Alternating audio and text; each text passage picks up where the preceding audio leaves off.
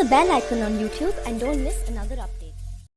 Russia உக்ரைனை விடுறதாக இல்லை. அதாவது உக்ரைனோட நிலப்பரப்புகள் ரஷ்யாவோட டார்கெட்டு ஒடிசா வரை அது அப்படியே இருக்கும். ஆனால் இந்த கூட்டம், இந்த உக்ரைன் ரஷ்யா யுத்தத்தை ஆரம்பித்த அமெரிக்க கைகூலிகள் கூட்டத்தை ஒட்டு மொத்தமாக வேரோடு புடுங்கி எறிய ஒவ்வொரு விஷயத்தையும் ரஷ்யா கையில் எடுக்க ஆரம்பிச்சிருச்சு. இப்போ சமீபத்தில் பெரிய அளவு ஒரு ஐஎஸ்ஐஎஸ் தீவிரவாத தாக்குதல் நடந்துச்சு. அந்த தாக்குதலில் சம்பந்தப்பட்ட ஆட்கள், உக்ரைன் இதுக்கு பின்னாடி இருக்கு அப்படின்னு சொல்லி ரஷ்யா குற்றஞ்சாட்டுச்சு. அதுக்கு உடனடியாக உக்ரைன் மறுப்பு தெரிவிச்சிச்சு. உக்ரைன் எத்தனை சூடம் ஏற்றி சத்தியம்னாலும் ஒரு பேரும் நம்ப மாட்டாங்க. ஏதோ ஒரு வகையில் இவனுங்களுக்கு திட்டமோ தெரிஞ்சிருக்கும், இல்லை இவனுங்க எல்லா வழியாக கூட விட்டுருப்பாங்கன்னு எல்லாரும் சந்தேகப்படுற அளவுக்கு தான் ஜெலன்ஸ்கியோட ஒவ்வொரு நடவடிக்கையும் இருக்குது. அதனால ரஷ்யா அந்த குற்றஞ்சாட்டுச்சு. அந்த குற்றத்துக்கு பதிலடி கொடுக்குறேன் அப்படிங்கிற பேரில் பெரிய அளவில் உக்ரைனில் உள்ள எனர்ஜி சிஸ்டங்களை சுக்கு நூறாக உடைச்சிருச்சு. தொடர்ந்து அன்னையிலேருந்து இன்ன வரை ஏறக்குறைய 2 நாள் இடைவெளியில் வெவ்வேறு நகரங்களில் உள்ள எனர்ஜி கட்டமைப்புகளை தான் ரஷ்ய படைகள் துளைத்து எரியுது. இதில் இப்போ வசமாக சிக்கி இருக்கிறதுன்னு பார்த்தா தலைநகர் கிவ்வும் லிவி போன்ற பகுதியும் தான். இந்த 2 பகுதியில் உள்ள கட்டமைப்புகள் முழுவதும் சேதம் அடைஞ்சிக்கிட்டே இருக்கு. 2 நாள் கேப் விட்டு தாக்குறனால பெரிய அளவு ஏதோ ஒரு முன்னெச்சரிக்கை நடவடிக்கையோ இல்லை பராமரிப்பு பணிகள் பார்த்துக்கிட்டு இருந்தாலும் அது குட்டிச்சவராக போயிடுது. இது பத்தாது அப்படின்னு உயிரிழப்புகளும் ஜாஸ்தி ஆகுது. ஏன் அப்படின்னா இந்த 2 பகுதியும் பெரும்பாலும் தாக்குதல்களே இருக்காது. எப்போ தாக்குதல் இருக்கும் அப்படின்னா சப்ளை செயினை டிஸ்டர்ப் பண்ணணும் அப்படின்னா லிவி போன்ற பகுதிகளை அடிக்க ஆரம்பிச்சிருவாங்க. இல்லை யாராச்சும் ஐரோப்பிய அமெரிக்க தலைவர்கள் உள்ளுக்குள்ளே வரார்கள் அப்படின்னா நிம்மதியாக வந்து போகக்கூடாதுங்கிறக்காகவே லிவி போன்ற பகுதியை தட்டி தூக்க ஆரம்பிச்சிருவாங்க. தலைநகர் கிவ்வை பொறுத்தவரையும் கேட்க வேணாம்.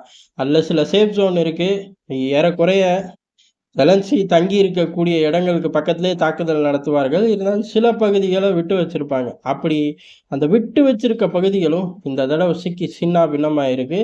இதுக்கு ரஷ்யா கொடுக்கக்கூடிய ஒரே விளக்கம் எங்கள் நாட்டு மேலே தீவிரவாத தாக்குதல். அந்த தீவிரவாத தாக்குதல் காரணம் உக்ரைனு. அந்த உக்ரைனோட கட்டமைப்புகளை நாங்கள் அழிக்கிறோம் அப்படிங்கிறதான். அது மட்டும் கிடையாது. இங்கே தான் ரஷ்யா தன்னோட வேலையை ஆரம்பிச்சிருக்கு ரொம்ப ஸ்ட்ராங்காக இந்த கூட்டத்துக்கு எதிராக அப்படின்னு.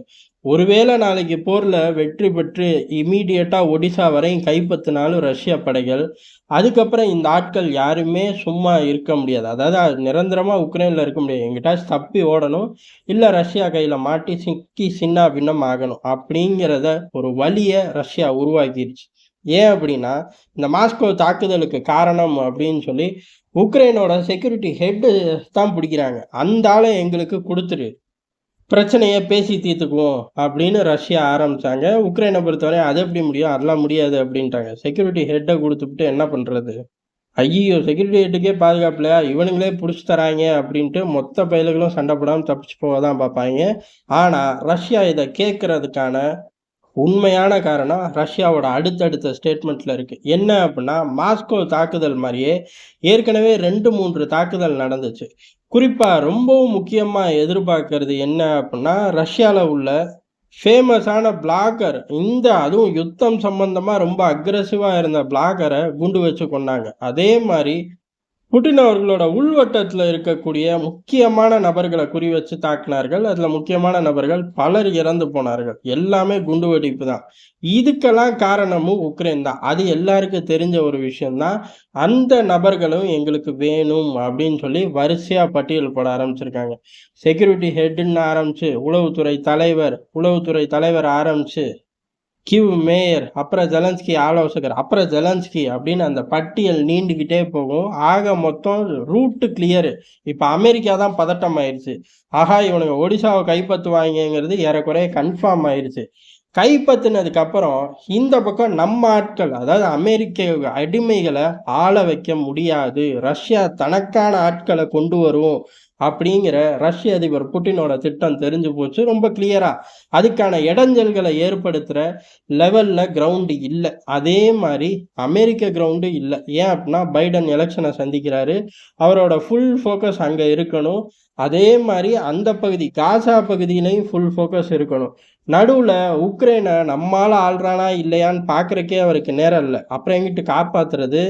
ரஷ்யாவோட ஆட்களை ஆள விடாம தடுக்கிறது. இந்த மாதிரி விசித்திரமான விஷயங்கள்ல ஒட்டுமொத்தமா அந்த மொத்த கூட்டணி, அதாவது ஜெலன்ஸ்கியோட எஜமானர்கள் எல்லாரும் மாட்டிக்கிட்டாங்க.